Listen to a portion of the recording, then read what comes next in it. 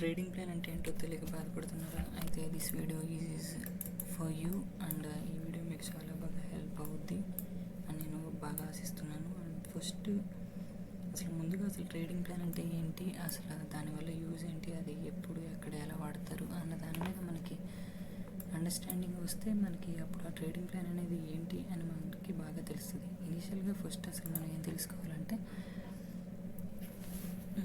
ఇదిగోండి, ఫస్ట్ అసలు మనం ట్రేడింగ్లో అసలు రూల్స్ ఎందుకు వాడతారు, అసలు ఆ రూల్స్ అనేవి నిజంగా ఇంపార్టెంటేనా, లేకపోతే అదొక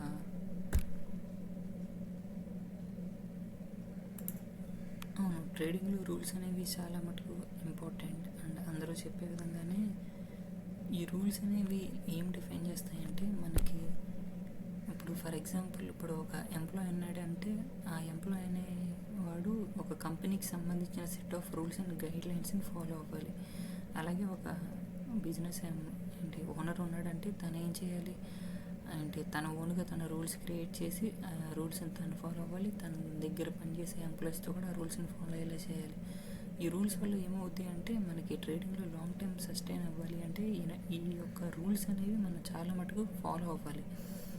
ఇప్పుడు ఈ మనకి ట్రేడింగ్కి వచ్చేపాటికి మనకి రూల్స్ అనేవి ఏంటి, అసలు ఆ రూల్స్ ఎలా వాడతారు, ఎప్పుడు వాడతారు, ఎక్కడ వాడతారు అన్న మనకి బేసిక్ థింగ్స్ మీద మనకి ఐడియా వస్తే ఇప్పుడు మనం చాలా మటుకు ట్రేడింగ్లో ఇంప్రూవ్ అవుతాం. ఫస్ట్ ఆఫ్ ఆల్ అసలు మనం ట్రేడింగ్లో ఇంప్రూవ్ అవ్వాలంటే మనకి ఫస్ట్ మనం ఎవరిని కాంకర్ చేయాలి, అసలు ట్రేడింగ్లో మన యొక్క బిగ్గెస్ట్ ఎనిమీ ఎవరైతే ఉన్నారో ఎవరికి చాలా మటుకు తెలియదు. ఇనీషియల్గా లాసెస్ ఫేస్ అయిన తర్వాత వాళ్ళకి రియలైజేషన్ వస్తుంది, అసలు ట్రేడింగ్ చేసేవాడికి బిగ్గెస్ట్ ఎనిమీ తనకు తానే బిగ్గెస్ట్ ఎనిమీ. ఇప్పుడు ఆ ఎనిమీ ఎందుకు అవుతాడు, తన యొక్క రూల్స్ తను ఫాలో అయితే తనకి ఎనిమీ అవ్వడు, తన రూల్స్ తను ఫాలో అవ్వకపోతే తనకి ఎనిమీ అవుతాడు. ఇప్పుడు మనం ఆ రూల్స్ ఫాలో అయితే మనకి ఎనిమీ ఎందుకు అవుతాడు, ఎందుకు అవ్వడు,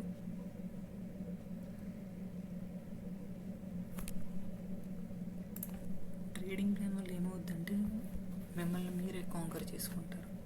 సో ఆ విధంగా మీరు ఓవర్ ట్రేడింగ్ని మినిమైజ్ చేస్తారు, అలాగే మీరు బెస్ట్ ట్రేడ్స్ని గ్రాప్ చేస్తారు. సో వీటి వల్ల ఏంటంటే ట్రేడింగ్ ప్లాన్ అనేది చాలా మటుకు యూజ్ అవుద్ది, అలాగే రూల్స్ అనేవి కూడా చాలా మటుకు యూజ్ అవుతాయి. ఇప్పుడు నెక్స్ట్ ఏంటంటే వాట్ ఆర్ ది రూల్స్.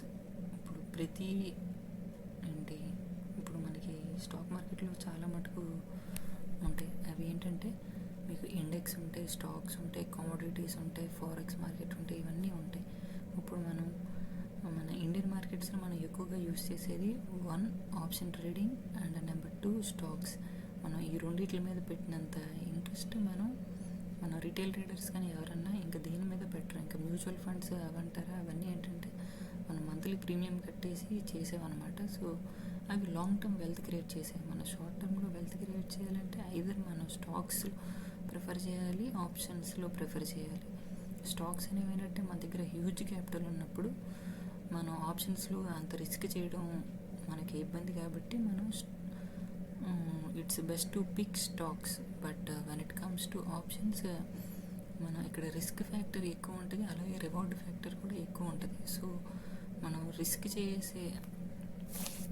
చేయాలి అనుకుంటే మన దగ్గర మనం ఆప్షన్స్కి వచ్చామంటే చాలా లిమిటెడ్ దీని నుంచే రావాలన్నమాట, క్యాపిటల్తోనే రావాలి. సో ఆ క్యాపిటల్ మనకి ఎంతవరకు ఉండాలి, మనం బేర్ చేసే లాస్తో ఆ క్యాపిటల్ ఉండాలి. ఇప్పుడు మీరు బేర్ చేసే కెపాసిటీ ఒక 500 రూపీస్ అనుకోండి, ఆ 500 అనేది మీ ఓవరాల్ క్యాపిటల్లో మీరు ఆప్షన్స్ చేస్తున్నారు కాబట్టి నాట్ అబవ్ 15% ఉండకూడదు, అంటే మీ రిస్క్ అనేది.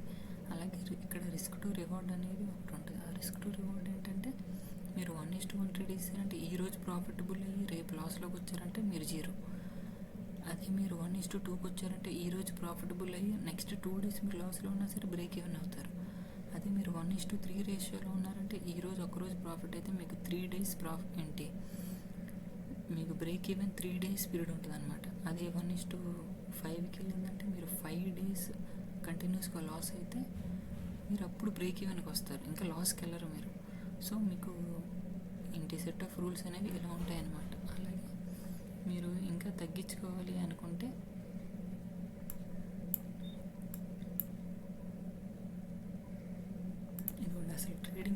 ఏంటంటే what is the best time of entry, best area of entry, how to position size your trades and is it really for this trade.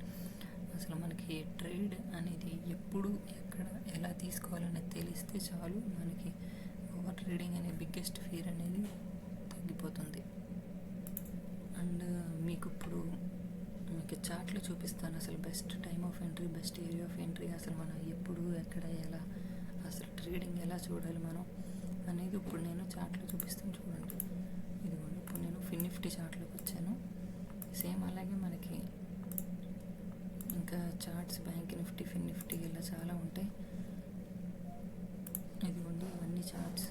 నేను ఇప్పుడు ఫిన్-నిఫ్టీలో మీకు నేర్పిస్తాను. అసలు ఫస్ట్ మీకు టిప్ ఏంటంటే మీరు అసలు ఒక జోన్ గీసుకోవాలన్నమాట. మనకి ఫిన్-నిఫ్టీలో 50 పాయింట్స్ రేంజ్ ఉంటుంది కదా, ఆ 50 పాయింట్స్కి ఒక జోన్. కోఆర్డినేట్స్లోకి వచ్చేసి మనకి ఇది 50, ఇది 300 పెట్టుకోవాలన్నమాట. ఇప్పుడు మీకు ఇదొక స్ట్రైక్ ప్రైస్ అనమాట. మీకు ఒక జోన్ కనబడుతుంది కదండి, ఇది సేమ్. ఇప్పుడు అలాగే మనం మల్టిపుల్ జోన్స్ తీసుకోవాలన్నమాట, అంటే మనకి ఒక అండర్స్టాండింగ్ కోసం.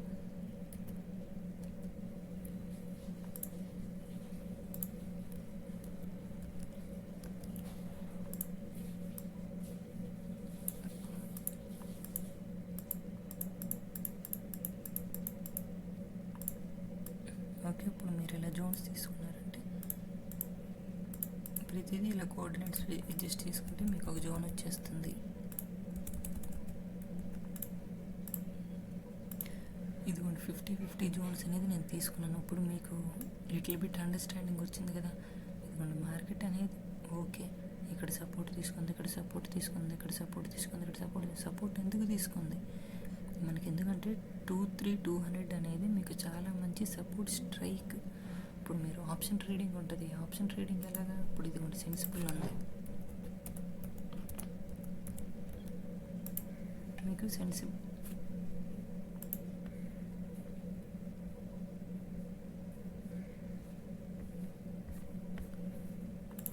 ఇది సెన్సిబుల్ ఉంది. ఇప్పుడు మీకు వాటి నుంచి వీటికి ఎలా ఇంపార్టెంట్ ఇప్పుడు చెప్తాను చూడండి.